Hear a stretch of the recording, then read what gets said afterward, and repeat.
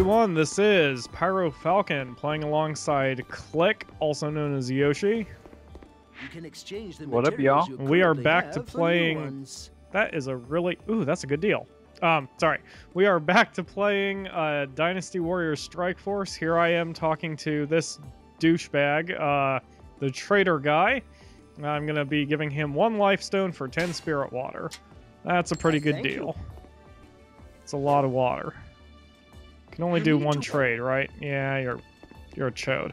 Right. All right, while we get into this beginning stuff, Yoshi and I still are interested in Borderlands. We're just taking a shorter break from it. And hopefully you can hear that Yoshi, well, can be heard, which is great because we're going to be debating a topic. This was from, man, I should get this name right. Actually, we have a couple changes to our hardware. Hopefully you only notice Yoshi's. And if you don't notice mine, that's awesome because I'm hoping you don't notice mine. You just sound clear, as always. Exactly. Well, it's one of those things, it's, you know, I'm a sports official for baseball and American football. I don't know why I said American. Everyone knows I'm American. Anyway. Debatable. What was I saying? Lost my train of thought. Oh, and well, they say that we do our jobs the best if you don't notice that we were even there. And that's sort of what I'm hoping for with this hardware change. That if it works, you have no idea that I even made that change. So while I'm doing this here, buying my items, is that it? Yeah, my items are good. Oh, are we even in sync with the storyline here? What do you have for your...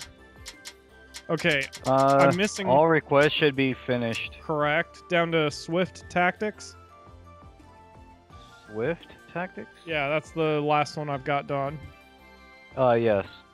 Yeah, the only thing I have not done is Duel's Dongzhuo, and Kiyomori Tiara's Fury for a crossover mission. Yep, that is correct. I have both of those unflagged.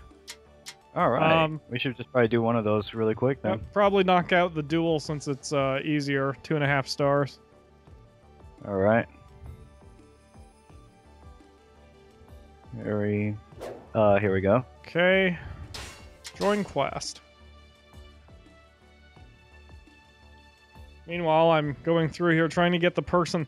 Someone, a commenter from our last episode is the one who convinced us to change our setup here for audio. My login was incorrect. Screw you, YouTube. Wait a minute. Did I not type the right password? No, I am in here. All this effort just to see who to credit so I don't wind up crediting someone else. This is weird, man. You found it yet, or? No. Can I start? I'm gonna... What the fudge? Alright, you know what? We're gonna just do it from my other computer. Oh my god, Yay. This should not be this complicated. Especially since everyone came here to see a Let's Play and not me, jumping around doing stupid crap. Let's say... Dickering around. Say again? Dickering around. Exactly, I'm dickering around. Wow, I have a lot of... Is that curse word? Oh, here we go. Oh, okay, it was someone who commented on our first episode of Borderlands. Okay, it's JVSTM. Justum? Jivistum? Jimin... That person? So thanks for Close the enough. idea. Yeah, exactly. That guy. Alright, well, I've put down my poison card, and now that I've wasted everybody's time for a good 5 minutes, I'm ready to go here. We actually do have some stuff to discuss, because this is, as always, one of our... We're trying to do, basically, a combination Let's Play podcast, and our discussion for today, other than beating the hell out of these little Chinese people... Wow, that was racist. Sort of, is the new pricing model for the Xbox 360. As you may or may not know, Microsoft is changing the way for you to buy an Xbox. Essentially, they're going to change it to be like a cell phone. So it'll look, excuse me. It will only cost $99 to purchase the system, which, you know, as you know, I mean, that's even reasonable even for today's prices of an Xbox, because I think before this, other than this deal, it's going to cost what, $199 for a new Xbox or something. Yeah. So for only the price of $99, dude, do you want to just move on to the boss here? Sure. So we don't have to grind crazily.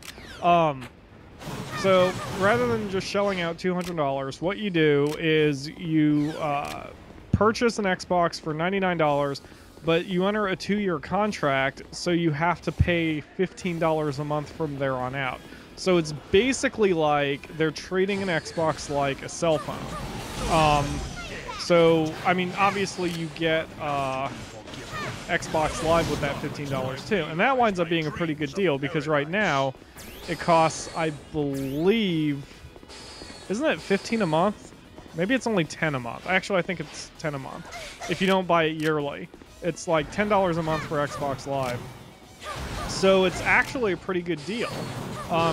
Now, by the time 2 years is over, I actually meant to do the math on that before we started recording and totally forgot. So I will do that as soon as this battle's over. But the way I think the math worked out, it actually works out as an advantage for Microsoft. Like, Microsoft will get more money doing it this way. But at the same time, it will make the system more available to people who couldn't afford it in the past. Like, one reason I didn't buy the first wave of PlayStation 3s is because they were really crazy friggin' expensive. A PlayStation 3 was, what, $700 if you wanted the whole package? And it included a PS2 emulator, which was great, other than the fact that, you know, $700 is a huge investment.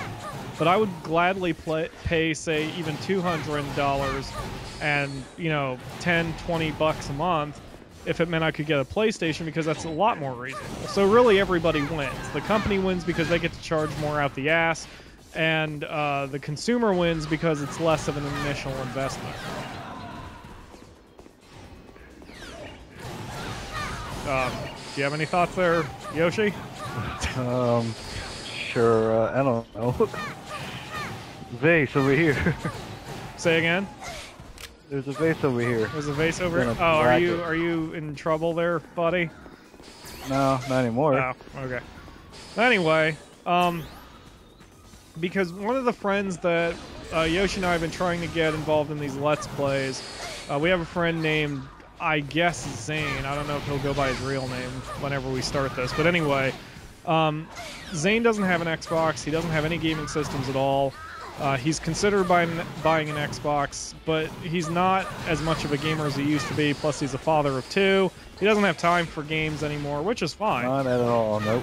And the new pricing model is actually disadvantageous to him because, you know, the one hidden thing that Microsoft isn't wanting to tell you is not only are they charging $15 a month, but they're locking you into a 2-year contract, again, like a cell phone.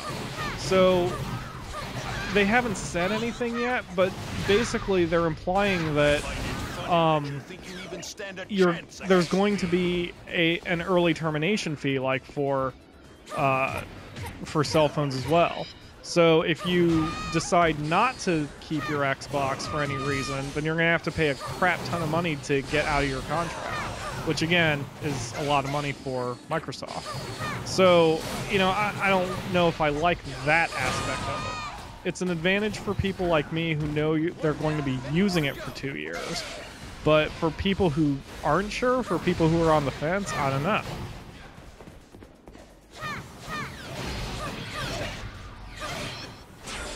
You are heavily concentrating on the fight, aren't you? Loving it. Yep. Wait, did we beat both? Yeah, they're gone. They're gone. We got them all. Sweet. Actually, I like the idea of it being like kind of like a cell phone plan. Only because, well, for Zane's purposes, like he can be able to jump in and jump out a lot easier than having to invest like a lot of money. Even if he has to commit for 2 years, though, that's my whole thing. If they made it, you know, just $15 a month from there on out, then that's cool. But to commit you to 2 years of owning an Xbox, I mean, you have to be a gamer.